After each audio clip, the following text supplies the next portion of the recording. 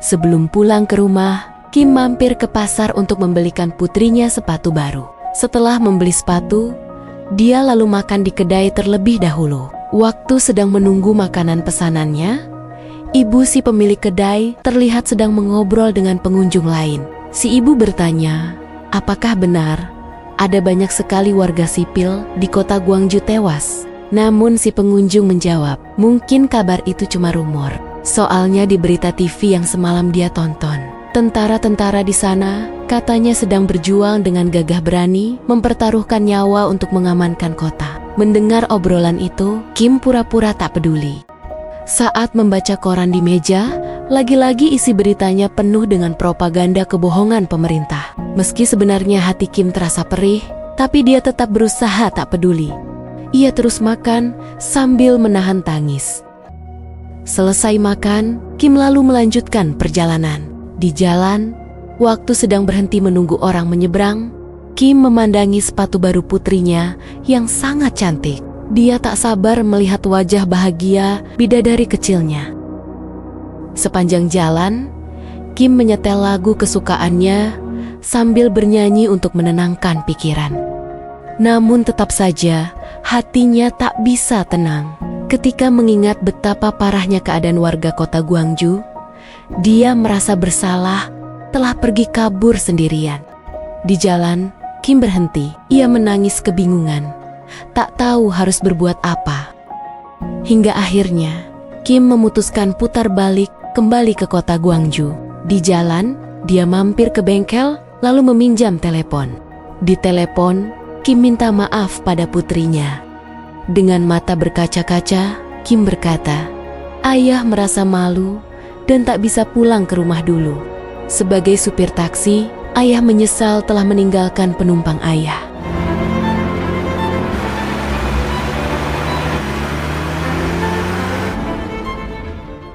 Waktu sampai di rumah Huang, istri Huang memberitahu kalau sekarang suaminya sedang pergi ke rumah sakit. Di rumah sakit, Kim menyaksikan bagaimana parahnya kondisi korban-korban kekejaman tentara. Ia terus berjalan hingga akhirnya Kim sampai di suatu ruangan. Di sana, dia melihat Peter dan Huang sedang menangis memandangi satu jasad. Ketika Kim membuka penutupnya, ternyata jasad itu adalah jasad Jessica. Kim berusaha menahan air matanya sambil memasangkan sepatu Jessica yang terlepas.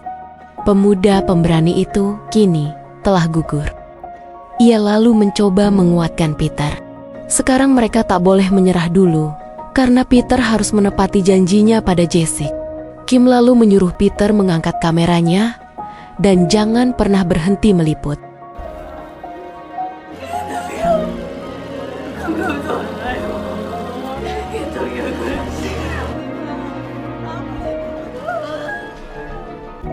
Saat sedang melihat kondisi korban-korban lain, tiba-tiba para supir taksi lokal datang menemui Huang dan mengabarkan kalau sekarang pemerintah sudah melampaui batas.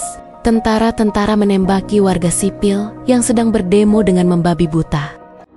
Huang bersama para supir taksi lain pun buru-buru pergi ke balai kota.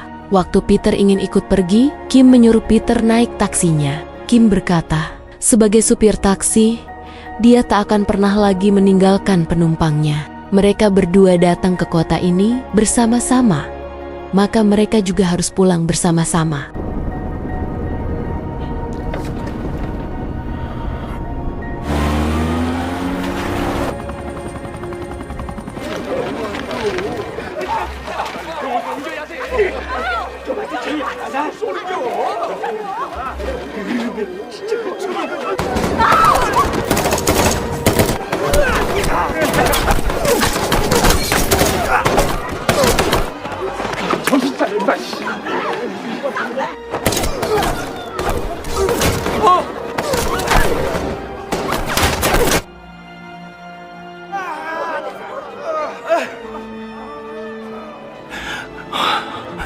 Di tengah situasi mencekam itu, supir-supir taksi Gwangju mengatakan kalau mereka tak bisa cuma diam saja membiarkan para korban tergeletak di sana. Mereka semua harus menolong. Mendengar itu, Kim lalu menyuruh Peter terus meliput, sementara dia akan pergi bersama para supir taksi lain untuk menyelamatkan korban.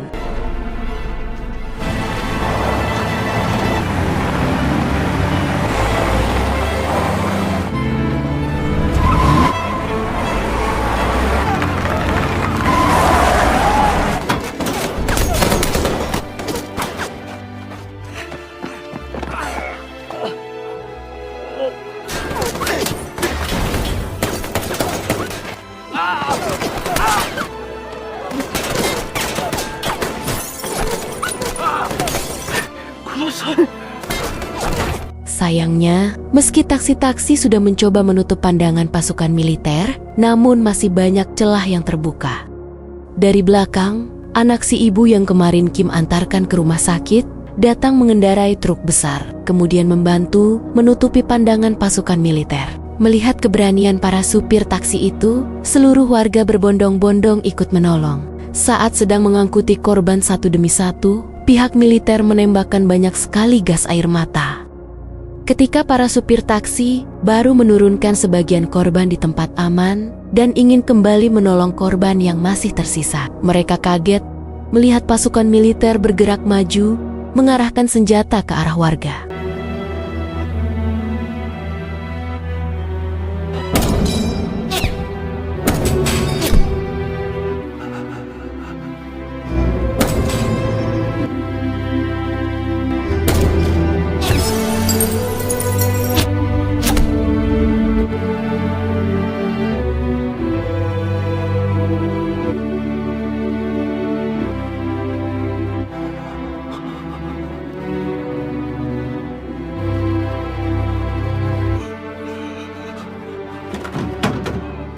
Ketika Peter dan Kim ingin menyerah, wartawan lokal datang, lalu bilang rekaman yang Peter liput sudah cukup banyak. Sekarang sudah saatnya Peter pergi dari kota Gwangju. Mendengar itu, mereka berdua pun buru-buru masuk ke mobil. Tapi, waktu mau jalan, komandan tentara serta anak buahnya memergoki dan mengejar. Untungnya, mereka lolos. Namun saat melewati jalan pegunungan, mereka melihat tentara penjaga perbatasan telah menutup jalan keluar. Walaupun ketakutan, Kim mencoba tetap tenang. Kim menyapa penjaga dengan ramah, sambil bilang kalau dia ingin mengantarkan penumpangnya yang sedang ada urusan bisnis. Sayangnya, para penjaga tak percaya begitu saja. Seorang sersan pimpinan penjaga lalu menyuruh mereka berdua keluar dari mobil untuk diperiksa. Seketika, suasana terasa hening. Peter dan Kim saling menatap satu sama lain dengan tatapan pasrah. Hingga waktu sersan memeriksa bagasi, dia menemukan plat nomor taksi dari kota Seoul. Kim pun ketakutan. Anehnya, si sersan hanya terdiam. Dia malah bilang kalau dia tak menemukan apa-apa. Kemudian menyuruh anak buahnya membuka jalan keluar. Melihat itu, Kim tak menyangka masih ada tentara baik. Ternyata, kekejaman yang mereka lakukan hanya karena mematuhi perintah atasan. Sebagai mantan tentara, Kim mengerti sebenarnya mereka juga tak mau melakukan semua ini. Jauh di lubuk hati, tentara tetaplah menyayangi rakyatnya. Di sisi lain, komandan tentara bersama anak buahnya sedang dalam perjalanan naik mobil mengejar Kim. Komandan menghubungi penjaga dan memerintahkan untuk menangkap semua taksi yang keluar dari kota Gwangju. Beruntung para penjaga terlambat. Kim sudah tancap gas duluan dan berhasil kabur.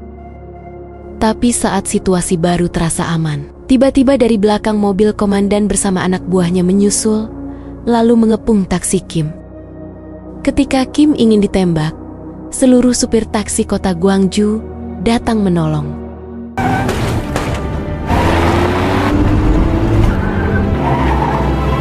Kumai. 잃어버려. 시골.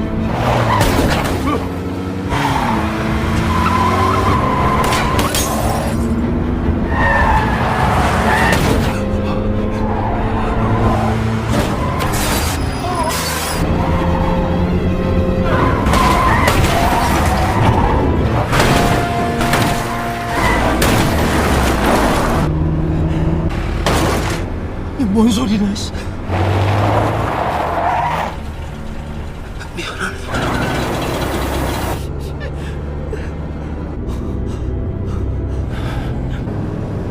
하지 마시고. 예. 밟아.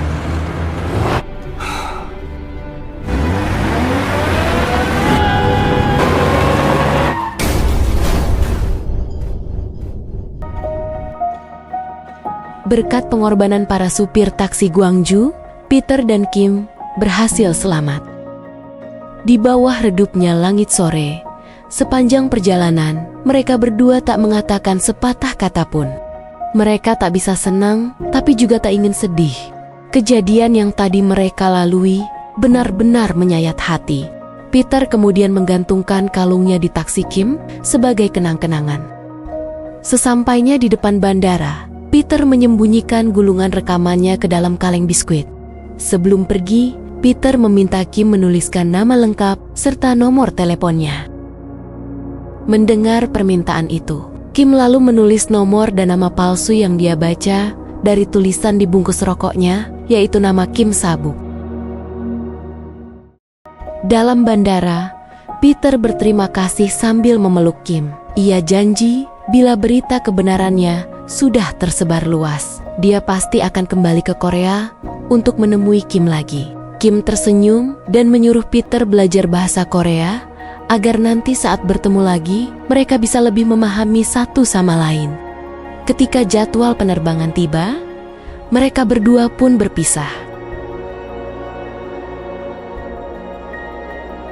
Waktu kembali ke mobil, hati Kim terasa sangat lega. Akhirnya dia bisa pulang ke rumah dengan bangga karena sebagai supir taksi, dia telah mengantarkan penumpangnya sampai tujuan. Sesampainya di rumah, saat mendengar suara mobil, Putri Kim langsung keluar memeluk sang ayah. Tanpa mengatakan sepatah kata pun, Kim hanya terdiam dan menumpahkan semua tangisan yang selama ini dia pendam.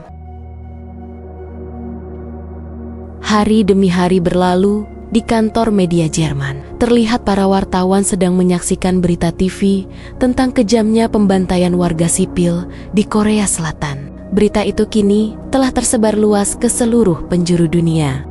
Berbeda dengan wartawan lain yang sibuk berkomentar, Peter hanya terdiam, menahan perih.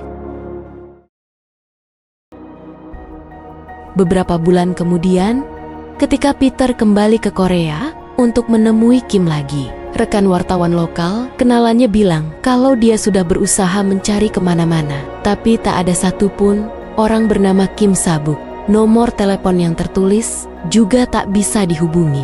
Mendengar kabar itu, Peter kecewa.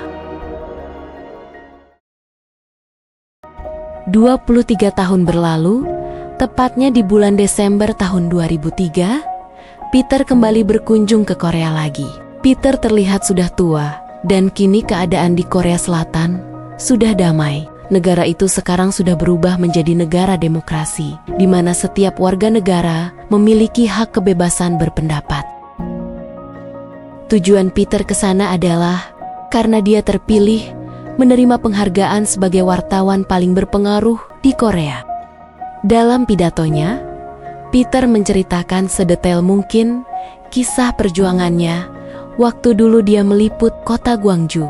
Ia menceritakan bagaimana perjuangan warga sipil, petugas medis rumah sakit, dan mahasiswa, terutama perjuangan pemuda pemberani bernama Jessic. Ia juga tak lupa menceritakan bagaimana pengorbanan para supir taksi. Namun di antara banyaknya kenangan yang dia ingat, ada satu orang yang sangat dia rindukan, yaitu seorang supir taksi sahabat baiknya bernama Kim Sabuk. Peter mengatakan, dia tahu Kim sengaja menulis nama dan nomor telepon palsu karena dia tak ingin dianggap sebagai pahlawan. Tapi walaupun nama Kim Sabuk adalah nama palsu, Peter tetap akan selalu mengingat nama pahlawannya itu sampai kapanpun.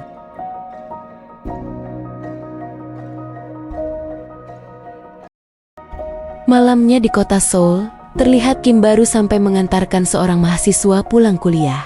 Saat turun, si mahasiswa minta maaf sambil bilang dompetnya ketinggalan.